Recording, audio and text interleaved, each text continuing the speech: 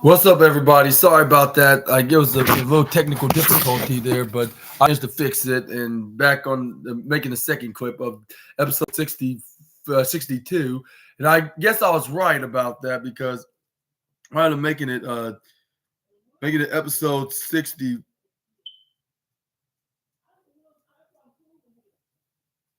About making it episode 62 because it is 62. And then I'm gonna do a couple more reviews, and then I'm gonna be done for the day, and let y'all decide what was one's your favorite. But yeah, sorry about that. Just some bad technical difficulties with the connections of the internet on my laptop. But I managed to fix that, and I went back and made another clip, like a second clip of episode 162 of the SNA podcast, Wrestling News Part 60, where I'm talking about the wildest wrestling news stories and rumors that USNA fans need to know on the Wrestle Talk article, which we're going to continue with Kenny Omega news, as scrapped major Kenny Omega AEW plans revealed. Major scrapped plans in All Elite Wrestling for former AEW World Champion Kenny Omega have been revealed by Bryan Danielson. The AEW Continental Classic has been receiving plenty of praise for featuring several of the company's top stars in competitive bouts on weekly television. Bryan Danielson, Swerve Strickland, and former three-time AEW World Champion Jon Moxley have all been featured in and com- and comment and commented. Not com- I mean prominent. I mean that's a prominent. I mean prominent in this tournament. However, another former AEW World Champion, Kenny Omega, is conspicuous by his absence, with many fans hoping that he would be part of the field. Speaking with Alex McCarthy of Daily Mail, Bryan Danielson was asked about Omega's absence from the tournament. He answered, "I really wanted Kenny Omega in it, and I don't know. People think I do a lot more than I do. I don't know what happened or why he's not in the tournament. I I I know I was at the least brought up to him, and I don't know if he didn't want to do it, or I know that he and Chris Jericho are the number one contenders for the tag team championship. So maybe that's why sometimes with American TV wrestling, you don't want to confuse stories, and maybe that's why. But I love the field that we have because we have we have so many great hard hitting wrestlers that the matches have been really good so far in the Continental Classic, which that is true. I'll say, especially with from this past Wednesday and I would say from this past Saturday, like for the past weeks, they've been getting top matches of the night, except for this past Wednesday with Tony Storm and Sky Blue bringing the Go Trophy home as the match of the night. As the match of the night for the AEW Women's World Championship, and the TNT Champion goes second place, while the three goes third, fourth, fifth, and sixth of the Golden League's tournament side of the Continental Classic. And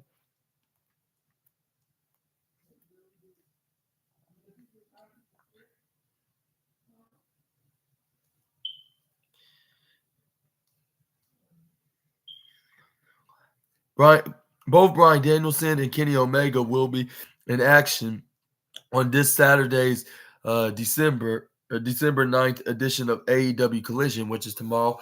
Which I'm gonna make a review about that along with NXT Deadline. By the way, make sure y'all check that out.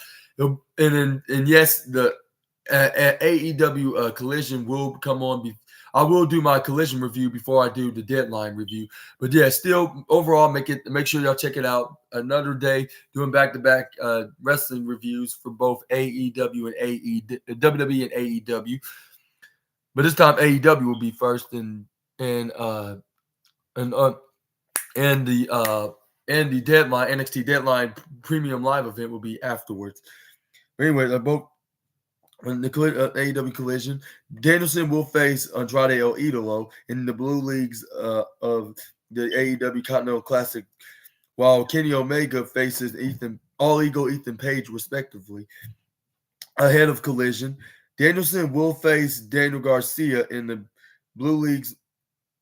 Danielson will face in the Blue Leagues on tonight's AEW December 8th episode of AEW Rampage, which I'm going to be making a review. It's already been scheduled in episode 165, I believe, which episode 65 of the AEW Collision review. And we also have but what do you think about this?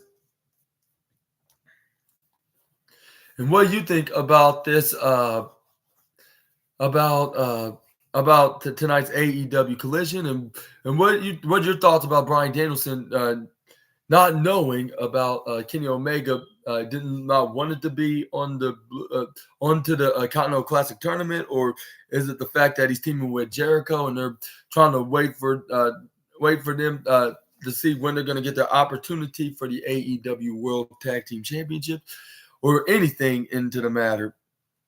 But he says it's out of his power. Regardless, though, even if he was in the tournament, he wouldn't know where is why he don't know what was the plans for him to be on the tournament, because that's out of his power. He's only the disciplinary committee, part of the disciplinary committee, and not that makes the final calls and creative decisions.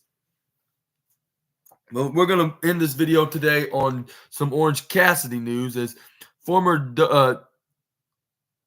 some Orange Cassidy news about former WWE star names Orange Cassidy as possible dream opponent.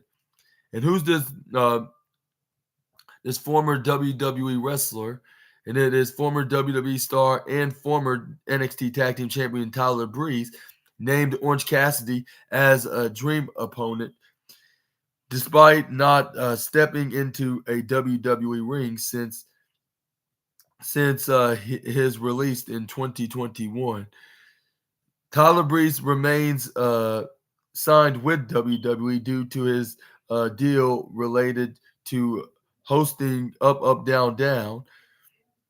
He is still able to currently work independent wrestling events despite his current contract.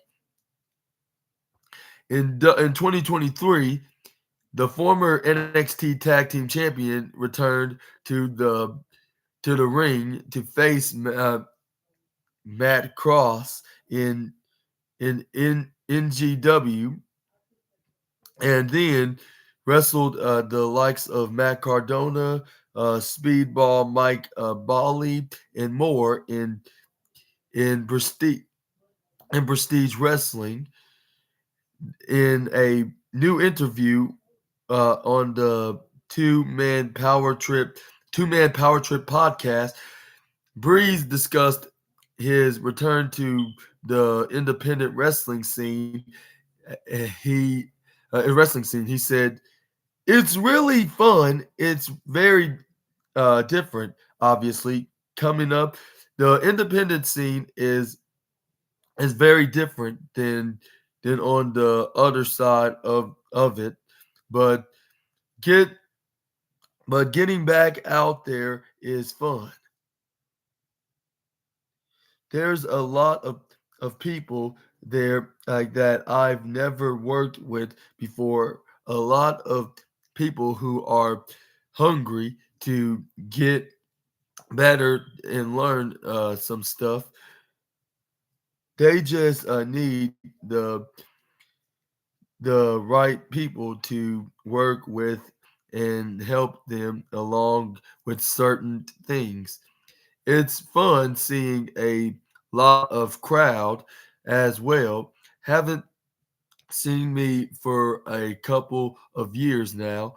It's fun talking to everybody a little bit more because you're doing more of a meet and greet type of style and selling your merch and stuff like that. You're right in there with them.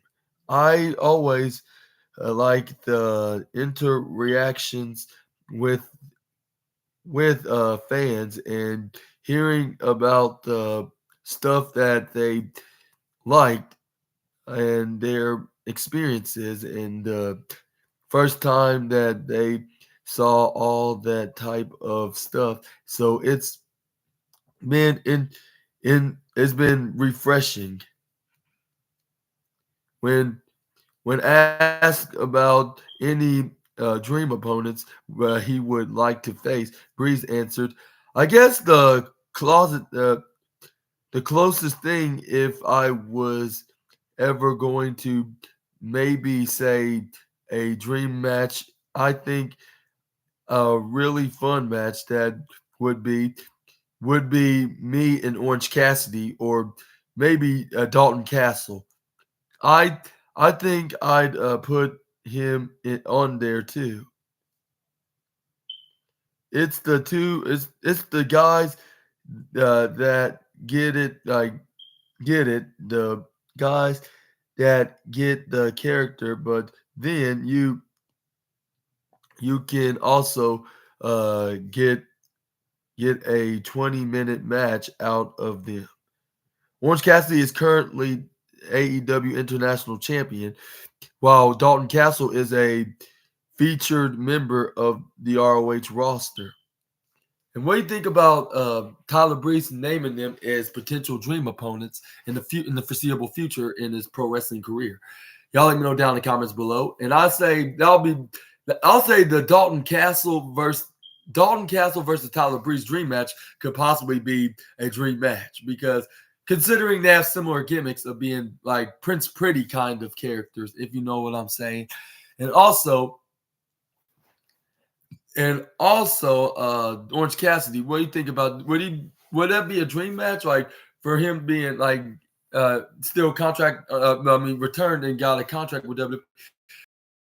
And despite have that contract, would you be willing of seeing him wrestle at some kind of an independent wrestling show or even Dalton Castle and do some kind of a crossover dream match? But it's going to be in the independent scene rather than being in a WWE or AEW ring. That's the way I would see it. And also, I would say, are you going to be able to see Tyler Breeze back inside the WWE Squared Circle, or is he going to be just exclusively on Up Up Down Down on the YouTube channel? I usually watch Up Up Down Down, but only their Battle of the Brands. That's very interesting. Like with them fighting it out on GM mode, my GM mode, with Xavier Woods being the general manager of WCW, while Tyler Breeze being the general manager of Raw, I believe. But yeah. Which let me know in the comments if y'all watch that too as well. But yeah, that's the end of this video. Hopefully you guys enjoyed the video. If you did, please make sure you leave a huge thumbs up, comment down below, subscribe, click the bell notification so you can be the first one to be first one to be notified when I upload my new video. And yeah, I will be making my SmackDown review, which will be part 17 of the review, along with Rampage being part 17 as well. But it's going to be episode 164 and 165, which you can see it on YouTube being scheduled for later on, like for me to review the episodes of the latest edition of WWE SmackDown and AEW Rampage. But yeah, make sure you check that out. And then I've been your host, Super Ninja Austin, on this 162nd episode of the SNA podcast, on the second clip of this video. And sorry about that from the technical difficulties on my computer. Yeah, but yeah. And that was the list of the wildest wrestling news stories and rumors that you SNA fans need to know on from the Wrestle Talk article. Which one was your favorite out of the wrestling news list? Please make sure to leave your comments down below, and I'll see you all on this evening, like probably in 6 hours from now. Until we meet again, Super Ninja Austin, the assassin, out. And by the way, sorry if it's dark in the background. It's because it's getting dark outside early, because considering it's winter time. But yeah, see you guys this evening, and hopefully you have a great hopefully you're having a great Friday evening, and I'll see you all. I hope you have a great Friday evening and afternoon, or had a great you have a great afternoon, and about to be a great evening. And I'll see you all later on tonight. Bye bye, SNA fans. Thank you for watching.